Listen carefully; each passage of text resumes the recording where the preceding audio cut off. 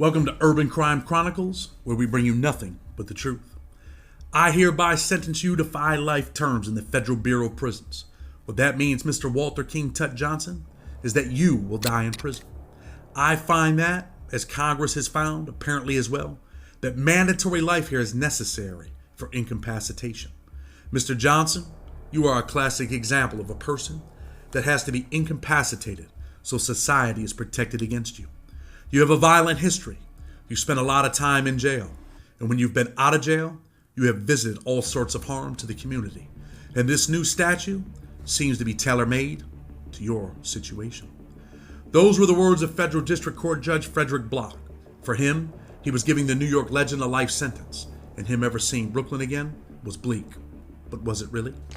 King Tut was born in 1963 and grew up in Cypress Hills, a section of East New York, which itself is a neighborhood in the eastern section of Brooklyn, New York, where the streets have claimed many young men, from sending them to prison and laying them down in graves. The police would eventually write the name King Tut on his profile when he was 16 years old and arrested for one of his robberies. When his mother showed up at the precinct to find out what was going on with her baby boy, they would ask her if he had any nicknames, and she would give them the name King Tut. Getting money in Brooklyn was not easy for youngsters that were searching for a better day or a better life. So Tut decided that his way of getting to the bag was through taking it from people that had it. Nothing was off limits for the hungry young gunner. He would get help from a robbery ring that would be called Black Mafia. Other infamous young brothers would also become part of the crew, including Haitian Jack. The targets were dope boys. If you were selling drugs, the Black Mafia was watching you. Other youngsters were motivated by King Tut and wanted to get money, including fellow Brooklynite Calvin Klein Backett. He would say that it was Tut that motivated him to execute a notorious robbery as a teenager. The streets of Brooklyn was a dangerous place and was calling anyone that wanted to be a part of it. Calvin Klein and the homies from his neighborhood committed an armed holdup of several cars belonging to the F 6th Avenue local line, locally referred to as the F train of the New York City subway system.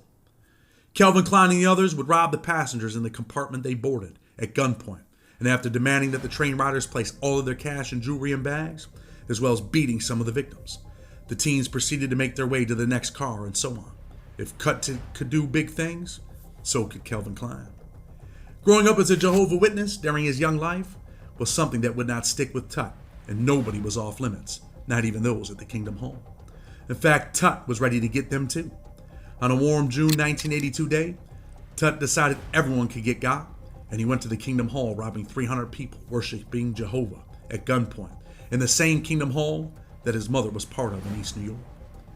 Tut would hit the streets after he made bail, but there was more money to be had, and he would commit another armed robbery. On October 7th, Tut and 4 associates held 12 passengers at gunpoint aboard a city bus on the Queens to Brooklyn line and relieved them of their valuables.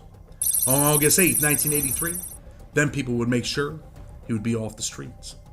Tut was convicted of second-degree robbery for the bus holdup and sentenced to 2 to 6 years in prison. On September 12th, he would again be convicted of first-degree robbery for the Kingdom Hall holdup and again sentenced to 2 to 6 years in prison. After being paroled in 1988, Tut was convicted of criminal possession of a weapon and sentenced to 4 to 8 years in prison. For now, he was doing life on the installment plan. But prison so far cannot stop Tut change his way of thinking. This is what he did and what he knew. Robbery was his game. Even the police could become a victim. Money was needed, and his way of getting it was to take. Tut had always been in the taking business. This time he was going to a Brooklyn barbershop to lay people down and take their valuables. But Tut didn't really know that the police would be there when he arrived. On January 15th at about 7 p.m., he would go into Brooklyn Eddie's unisex barbershop with a couple of his people. Guns out, they would yell for everyone to get on the fucking ground. Richard Aviles, a New York City cop, and his partner John Morris were in the shop when Tut showed up. Bullets would fly and Tut's man Jared Gray was hit. His other man hit in the chest. Both cops hit in the legs as well. Glass shattering around them and chaos would ensue. The men would attempt to escape in the cold January night, but as things have always been, the cops would catch up to Tut for the robbery. He would eventually be acquitted of attempted murder, but found guilty of armed robbery and sentenced to 1 year in prison. This time, Tut had escaped the bullet, or bullets. A 1 year sentence was not that bad. Not getting hit at the barbershop was even better for Tut. King Tut's path would allegedly cross with the rapper Tupac Shakur. It was highly publicized in the media. During a studio session in Manhattan on November 30th, 1994, rapper Tupac Shakur was confronted in the lobby of the Quad Recording Studios building by 3 assailants as he exited the elevator. But who was it? Was it Tut waiting on him? Gunshots would fill the air and Tupac Shakur would hit the ground. Hit up and wet up, he was robbed of his jewelry. That was in the 40 stacks range. Shakur had been invited to the studio by James Jimmy Henchman Roseman in order to record a song with rapper Little Sean Wilkins, for whom Roseman was acting as a manager. Shakur, who was being accompanied by Randy Stretch Walker and his manager Freddie Moore. Walker was also hit twice in the abdomen. The picture of Tupac laid out on a stretcher going into the ambulance, throwing the middle finger up, would be seen worldwide and never forgotten. Was he saying "fuck you" to Tut? On February 21st, 1995, Tupac Shakur's song "Dear Mama" was released while he was detained at Denimora, New York's Clinton Correctional Facility for you know what. Though Shakur was unable to appear in the song's accompanying music video due to his incarceration, the clip did contain a reenactment of his shooting at the studio. Months later, Tupac sent a letter to a female acquaintance in which he referenced Johnson and fellow Brooklynites, Agnet and James Jimmy Henchman Roseman. The handwritten letter, postmarked August 15, 1995, includes the name Tut, Jack Agnet, and Jimmy Ace, one of Roseman's nicknames, under the heading The Walking Dead. All 3 names are crossed out and are followed by the acronym RIP, rest in peace. He was telling them that he was coming to get the men that shot him and that he knew it was them. But would it be them or would it be Tupac that would rest in peace? Following his September 1996 murder in Las Vegas, Tupac Shakur's first posthumous album, The Don, The 7-Day Theory, was released in November of that year. The album contained the song Against All Odds, which referenced both Johnson and his former partner, Agnet, and implicated the two in his 1994 robbery. I heard he was light-skinned, stocky with a Haitian accent, jewelry, fast cars, and he's known for flashing. Say his name. Listen, while I take you back and lace this rap, a real live tale about a snitch named Haitian Jack. Knew he was working for the feds. Same crime, different trials. Picture what he said, and did I mention? Promised to pay back Jimmy Henchman in due time. I know you bitch Nick is listening. The world is mine. Set me up, wet me up. Nick stuck me up. Heard the gunshots bust, but you tricks never shut me up. Last words to a bitch, Nick. Why you lie? Now you gotta watch your back. Now watch your front. Here we come. Gunshots to Tut. Now you stuck. Fuck the rap game, Nick. This MOB. So believe me, we enemies. I go against all odds. But Pac never really got to it because he was laid to rest. Tut had been like a wild cowboy, and the police wanted to finally end his reign. On October 24th, 1996, the cuffs would come out and be placed on Tut. His freedom, likely restrained for what would be forever, or would it? He didn't know that the feds were locked in and that he would be going to prison for the rest of his life. Tut was arraigned in Brooklyn Criminal Court for 3 armed robberies spanning the previous 18 months. He was on parole for another conviction at the time of his arrest. The robbery charges were dismissed, and as he left the courtroom, the big boys were there, the U.S. Marshals and NYPD Major Case Squad detectives. State prosecutors would drop all charges so that he could be tried under federal law. They knew on the federal side they could give Tut until the sun burned out. Hobbs Act robbery, paired up with 924C convictions, would end Tut's life, and the feds could bury him alive. They would charge him with robbing drug dealers. The primary victim of those robberies was Crystal Winslow. On March 15, 1995, Tut and 2 co-conspirators armed with semi-automatic handguns forced their way into Winslow's and her boyfriend J.T. Spurgeon's apartment in Brooklyn, which Tut had targeted because Spurgeon was a cocaine trafficker rumored to have stolen 30 kilos of cocaine. The defendant and his co-conspirators bound Winslow and Spurgeon with duct tape and beat them with handguns, according to prosecutors. The streets are the streets, and nothing is fair. Tut and his co-conspirators would ask, "Where's the money at, bitch? Where's the 30 keys?" When this failed and they got nothing, they put a pillow over Spurgeon's head, cocked the gun back, and said, "You're going to die for the money." Believing the police were on their way, Tut and his co-conspirators would leave the apartment shortly after this exchange. They would take the money and jewelry, but did not find the bricks or any substantial drug proceeds. But Tut was on her, and he knew she had more to give. Winslow was never safe. She would move to her mother's and her sister's apartment in Brooklyn. On April 21st, 1995, Tut and 2 other individuals, armed, forced their way into Winslow's mother's apartment, according to the trial transcript. Spurgeon's 3-year-old child was in the apartment as well. Tut and his co-conspirators would duct tape Winslow and her mother's eyes, bound their hands, in search for more money and drugs. Having failed to find drugs or drug proceeds, the prosecutors would allege that Tut and one of his Confederates did the unthinkable. He would leave with money, jewelry, and mink coats. When the trial got busy, Winslow would help seal Tut's fate. She would tell the jury that he robbed her numerous times, and that he also threatened her not to testify on him in any way, shape, or form, and that if she did, she would never see her family again, and that they would never see her. But was Tut the person who robbed her and did the unthinkable, or was it convicted killer Dexter Isaac? Tut was eventually convicted on December 8, 1997, and became the first New York City resident to be sentenced according to the 1994 federal three strikes law. All of his past robberies would now seal his fate.